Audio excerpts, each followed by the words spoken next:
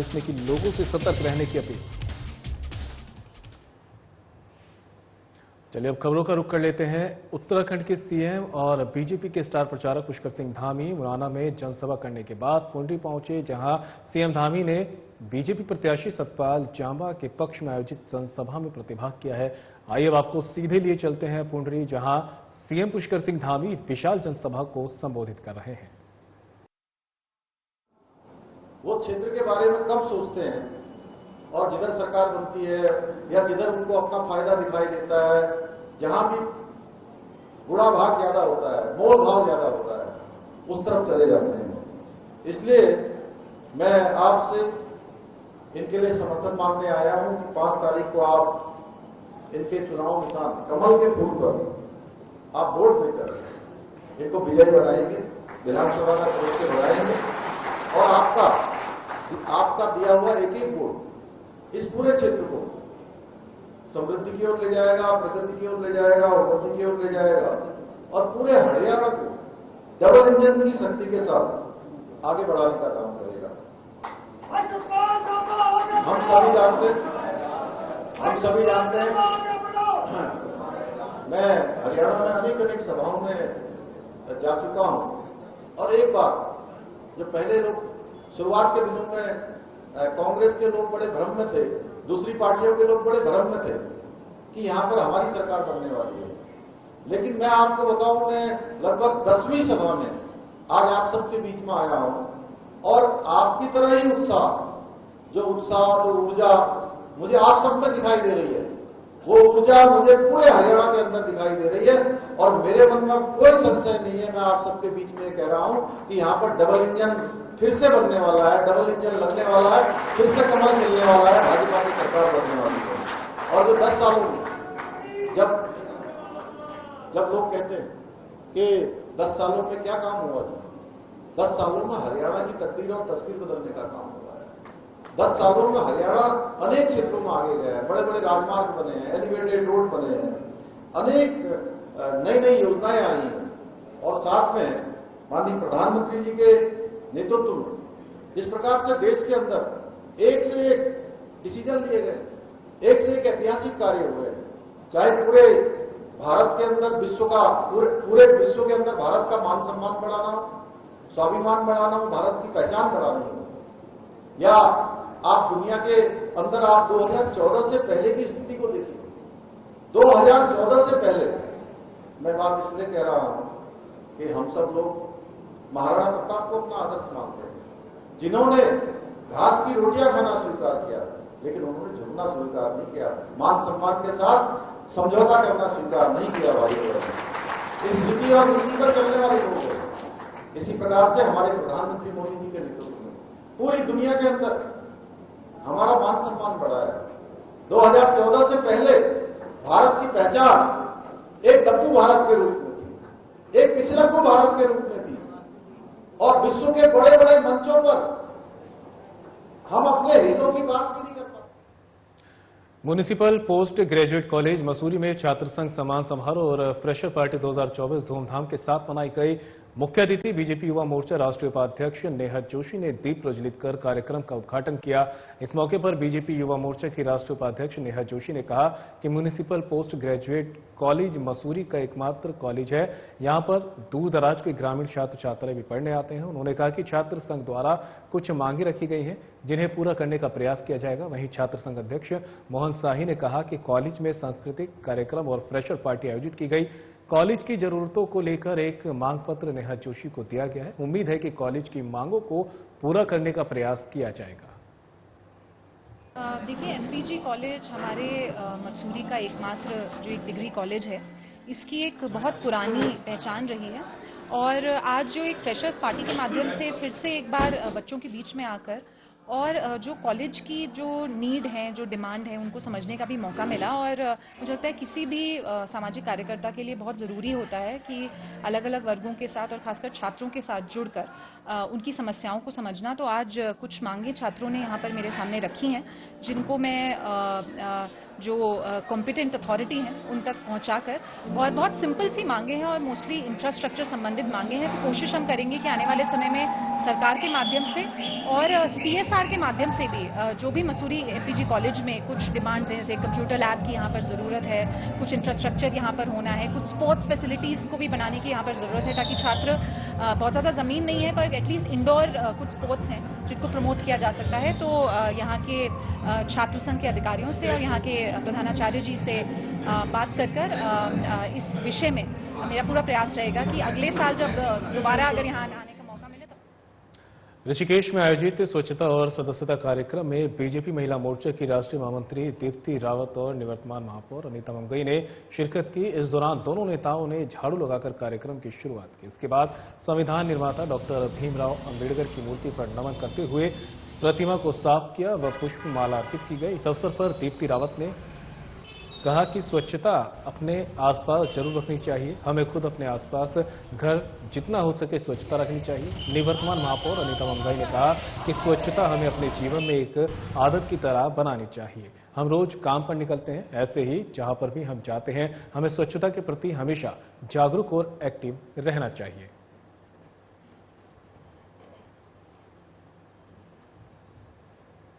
नगरपालिका परिषद मसूरी द्वारा आम जनता की सहूलियत के लिए UPI और स्कैनर की व्यवस्था शुरू की गई है, जिससे लोगों को अपना कर और अन्य बिल जमा करने के लिए नगरपालिका नहीं जाना पड़ेगा।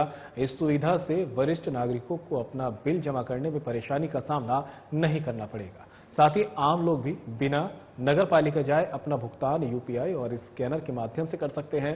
इससे नगरपालिका में जाने से राहत मिलेगी और घर बैठे ही बिल का भुगतान हो जाएगा।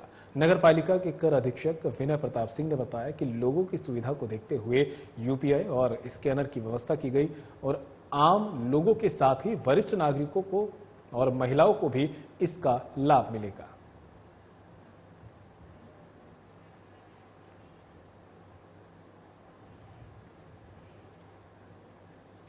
बीजेपी स्टार प्रचारक और उत्तराखंड के CM पुष्कर सिंह धामी का हरियाणा विधानसभा चुनाव में ताबड़तोड़ जनसभाओं का क्रम जारी है।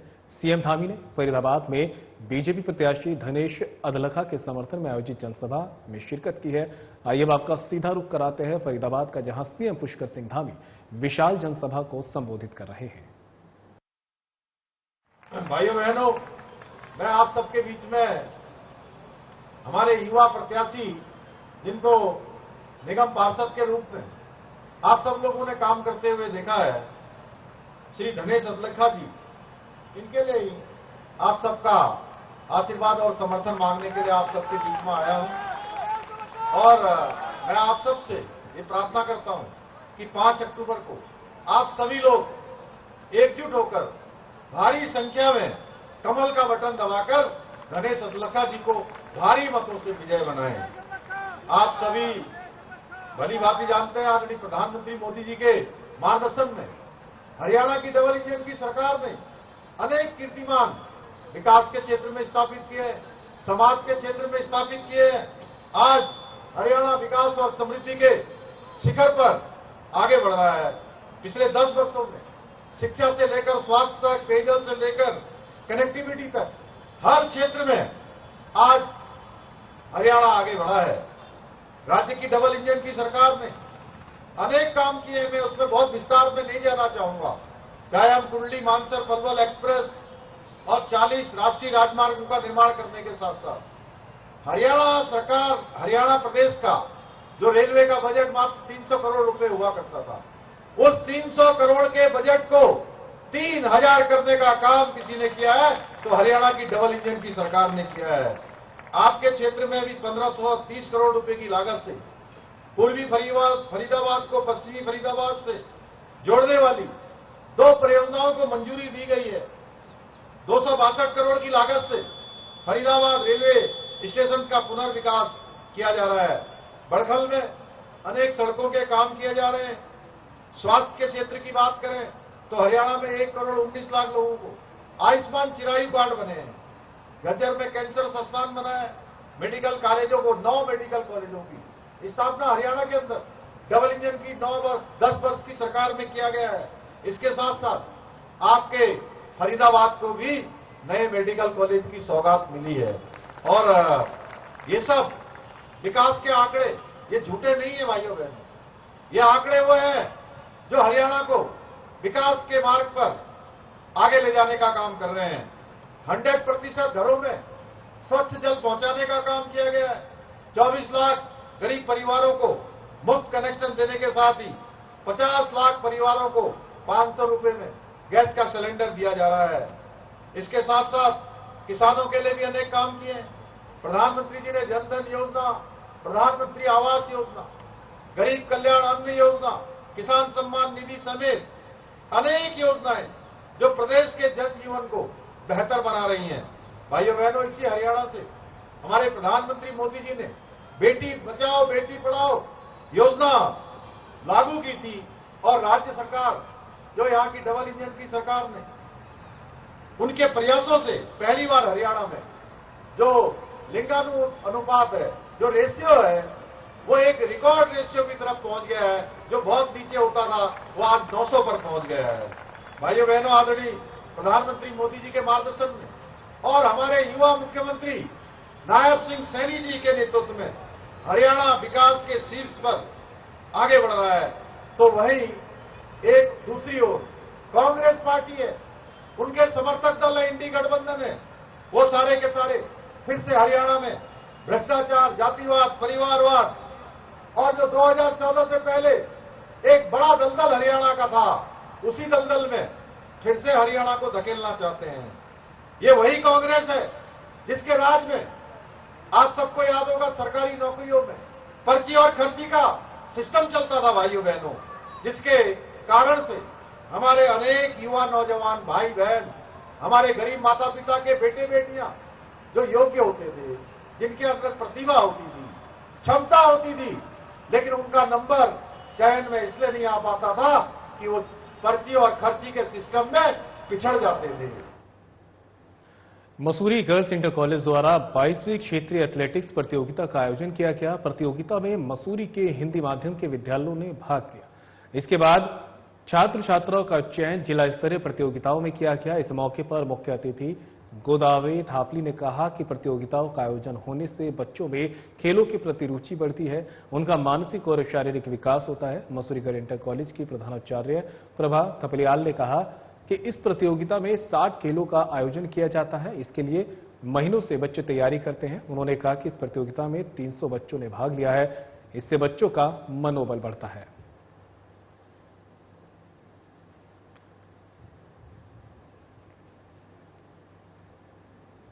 और इस बीच ऋषिकेश से बड़ी खबर सामने आ रही है। आपको बता दें, ऋषिकेश और नीलकंठ महादेव रोपवे परियोजना को लेकर सरकार बढ़ी एक कदम और आगे। परियोजना के लिए भूमि चयन, भूमि हस्तांतरण की मिली स्वीकृति। नगर विकास मंत्री प्रेमचंद अग्रवाल ने दी जानकारी। भूमि ₹1 प्रति वार्षिक दर से 99 वर्ष के पट्टे पर दिए जाने का हुआ अनुमोदन। लंबे समय से थी ऋषिकेश नीलकंठ महादेव रोपवे की मांग। शीघ्र धरातल पर उतरेगी रोपवे परियोजना। श्रद्धालुओं को यात्रा में होगी आसानी। रोपवे बनने से धार्मिक पर्यटन को मिलेगा बढ़ावा। पर्यटन बढ़ने से स्थानीय जनता को मिलेगा रोजगार।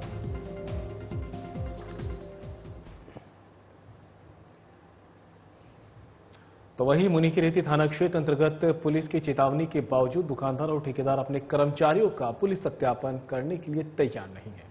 दुकानदारों और ठेकेदारों की लापरवाही क्षेत्र की सुरक्षा के साथ बड़ा खिलवाड़ है। पुलिस ने सत्यापन नहीं कराने वाले दुकानदारों और ठेकेदारों को एक मौका सत्यापन कराने के लिए दिया है, जिसके तहत तपोवन चौकी में शिविर लगाकर दुकानदारों और ठेकेदारों को अपने कर्मचारियों का सत्यापन कराने की सुविधा दी गई है। पहले दिन लगाए गए शिविर में 185 कर्मचारियों का सत्यापन पुलिस ने किया। इंस्पेक्टर रितेश शाह ने बताया कि पुलिस कप्तान आयुष अग्रवाल के निर्देश पर तपोवन पुलिस चौकी में शिविर लगाया गया है। मौके पर एसएसआई योगेश पांडे और चौकी पर प्रभारी प्रदीप रावत खुद कर्मचारियों का सत्यापन करने का काम कर रहे हैं। इंस्पेक्टर ने दुकानदारों और ठेकेदारों से शिविर का लाभ उठाने और की अपील की है। चेकिंग में सत्यापन नहीं कराने वाले दुकानदारों और ठेकेदारों को कानूनी कार्रवाई करने की चेतावनी भी दी है।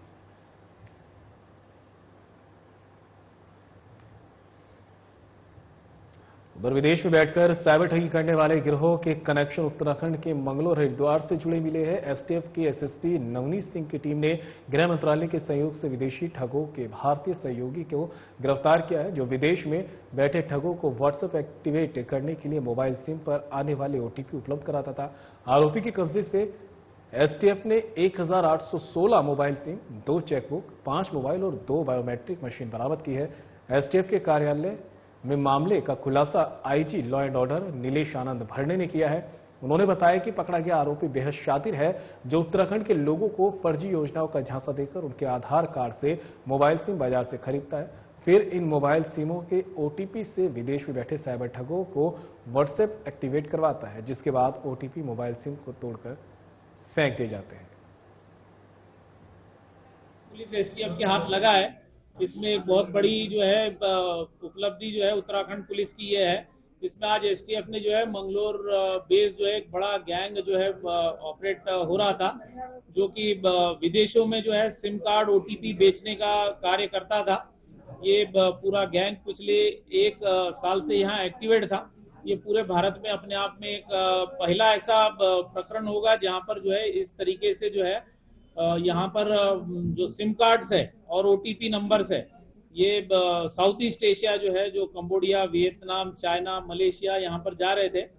जो सिम कार्ड खरीदे जाते थे, तो जो गांव के ऐसे भोले भाले लोग हैं उनको जो है अलग अलग प्रलोभन देकर, जैसे चाय के कप, टी सेट या पैसे ऐसे देकर जो है उनके आधार कार्ड और बायोमेट्रिक्स लिए जाते थे और सिम कार्ड इश्यू कर लिए जाते थे। और सिम कार्ड जो है, ये जो मोबाइल बेचने वाली जो दुकानें होती है, मोबाइल सिम कार्ड बेचने वाली दुकानें, तो सिम कार्ड बेचने वाली दुकानें जो है इनको सप्लाई कर रही थी ये साउथ ईस्ट एशियन कंट्रीज को।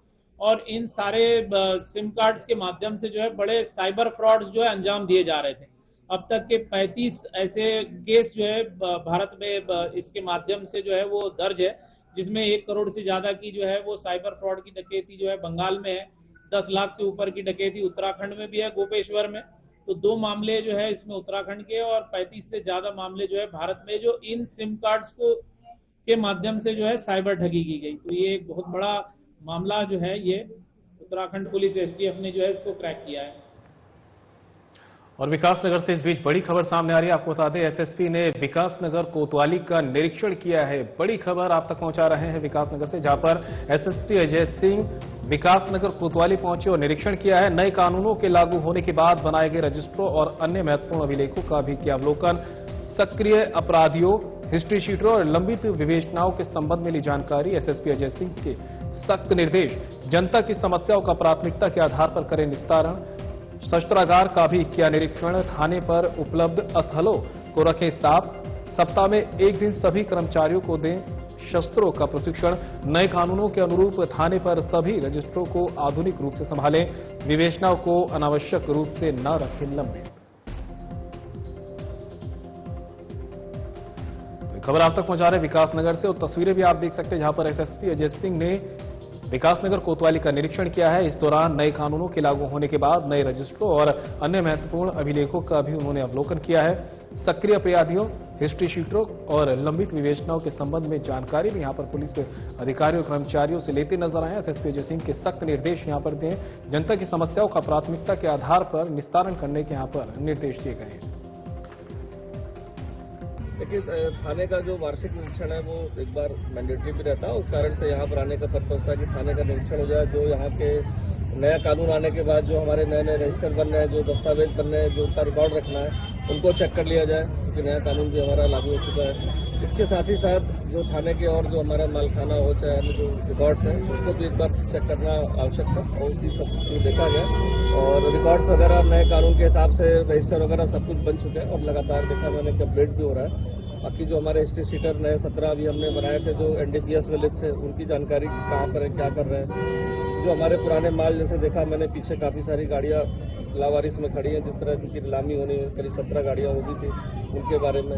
तीसरा का जो परीक्षण के लिए रहता है, उसके आने के बाद उसका डिस्पोजल करीब 60 के करीब पाए गए कि भी रखे हुए हैं। कुछ चीज़ें ऐसी हैं जो डिस्पोजल के लिए है, कुछ चीज़ें हैं जो नए रिकॉर्ड डेवलप हो रही थी। और बाकी जो यहाँ का जो अपराध से समीक्षा या जो रिकॉर्ड्स हैं, ज़्यादातर उसको देखना था साफ सफाई और खासकर अपने कर्मचारियों से थोड़ी बात करके, क्योंकि कोई समस्या, व्यक्तिगत समस्या या कोई ऐसी कोई समस्या हो तो उसको बता दें। इस संबंध में निरीक्षण रखा गया था और जो काफ़ी अच्छा रहा हो सब। और देहरादून से इस बीच बड़ी खबर सामने आ रही है। आपको बता दें, पुलिस ने किया अमरी गैंग का सफाया। ये बड़ी खबर आप तक पहुंचा रहे हैं। एसएसपी अजय सिंह की रणनीति के चलते पुलिस ने अमरी गैंग का सफाया कर दिया है। बाबा अमरी गैंग का मुख्य सदस्य 10,000 इनामी संजीव कुमार को दून पुलिस ने पहुंचाया सलाखों के पीछे। आरोपी की गिरफ्तारी और संपत्ति की कुर्की के लिए 3 दिनों से दून पुलिस ने हरियाणा में डाला था डेरा। पुलिस की भनक लगते ही गिरफ्तारी से बचने के लिए आरोपी अपने घर से हो गया था फरार। आरोपी के संभावित ठिकानों पर पुलिस लगातार दे रही थी दबिश। कई राज्यों में अरबों रुपए की धोखाधड़ी में शामिल था बाबा अमरी गैंग का सदस्य। आरोपी के खिलाफ उत्तराखंड, उत्तर प्रदेश, हरियाणा, पंजाब में भूमि धोखाधड़ी सहित अन्य अपराधों के 1.5 दर्जन से अधिक मुकदमे दर्ज। गैंग के मुख्य सरगना बाबा अमरीक सहित 7 सदस्यों को दून पुलिस पहले ही पहुंचा चुकी है जेल। एसएसपी अजय सिंह के निर्देश पर अमरीक गैंग के सभी सदस्यों में गैंगस्टर लगाने की चल रही है तैयारी।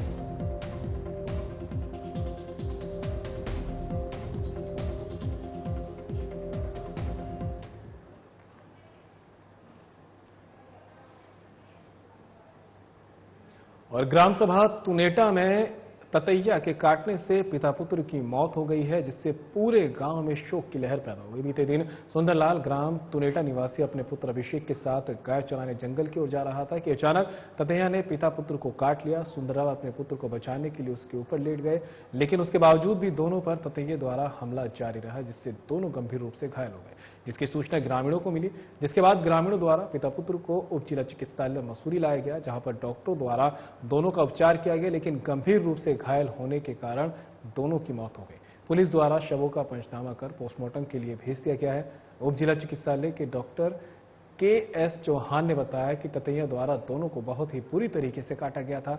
डॉक्टरों द्वारा प्रयास करने के बाद भी उन्हें नहीं बचाया जा सका।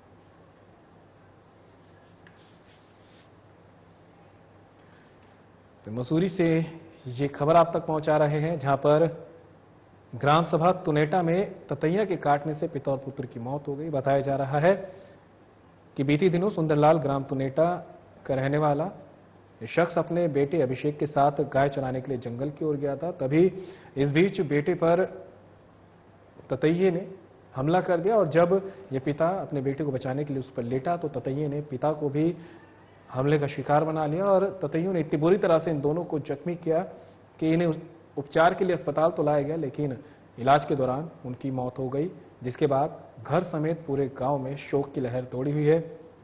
पुलिस द्वारा शवों का पंचनामा कर पोस्टमार्टम के लिए भेजा गया है। उप जिला चिकित्सालय के डॉक्टर के.एस. चौहान ने बताया कि ततैया द्वारा दोनों को बुरी तरह से काटा गया था। डॉक्टरों द्वारा प्रयास करने के बाद भी उन्हें नहीं बचाया जा सका।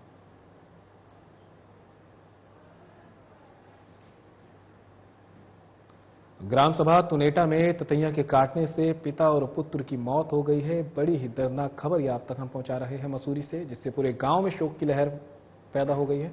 बीते दिन सुंदरलाल ग्राम तुनेटा निवासी अपने बेटे अभिषेक के साथ गाय चराने के लिए जंगल की ओर गया था कि अचानक ततैया ने पिता पुत्र को काट लिया। सुंदरलाल अपने बेटे को बचाने के लिए उस पर लेट गया, लेकिन उसके बावजूद भी दोनों पर ततैया द्वारा हमला जारी रहा, जिससे दोनों गंभीर रूप से घायल हो गए हैं। जिसकी सूचना ग्रामीणों को मिली और उसके बाद में ग्रामीण द्वारा पिता पुत्र को उप जिला चिकित्सालय मसूरी लाया गया, जहां पर डॉक्टरों द्वारा दोनों का उपचार किया गया, लेकिन गंभीर रूप से घायल होने की वजह से दोनों की मौत हो गई।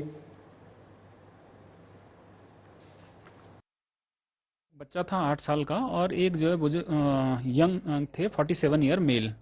तो बेसिकली जो हमारे मेडिकल ऑफिसर थे ऑन ड्यूटी, तो उन्होंने उनको अटेंड करा। जो 2 बजे हमारे पास एक 47 ईयर का जो मेल आया था, उसको जब हम लोगों ने हिस्ट्री ली तो उसमें ये कहा उन्होंने कि जो मधुमक्खी टाइप की होती है, बी जो होती है, उसने काटा और बहुत सारी मधुमक्खियों ने काटा। लेकिन वो इंजेक्शन लगाने के बाद उन्होंने कहा कि भाई देखो ठीक है, हम तो जा रहे हैं, और चले गए। उन्होंने ऑब्जर्वेशन में नहीं रखा, चले गए। लेकिन जब रास्ते में गए, थोड़ा आगे तक गए, तो शायद वो गिर गए और बेहोश हो गए। जब यहाँ लाया गया इनको दोबारा, तो देखा वो जो है मृत थे। लेकिन हमने जब आज सुना है कि बच्चा घर गया और रात को उसकी भी डेथ हो गई, तो हमें बड़ा दुख हुआ। तो इसमें अब बाकी है कि थोड़ा बहुत चेहरे पे सूजन था, इतना ज्यादा तो नहीं लग रहा था। चेहरे पे सूजन था और जगह भी था, हाथों में भी था कई जगह पे। बाकी तो अब देखो पोस्टमार्टम की कार्रवाई होगी, उसमें ही जो है पता चलेगा कि कितनी गंभीर स्थिति है, किससे काटने से हुई, कि क्या कारण था। ये तो पोस्टमार्टम पे ही साबित होगा। और बुलेटिन में मेरे साथ इतना ही, दीजिए इजाजत, नमस्कार।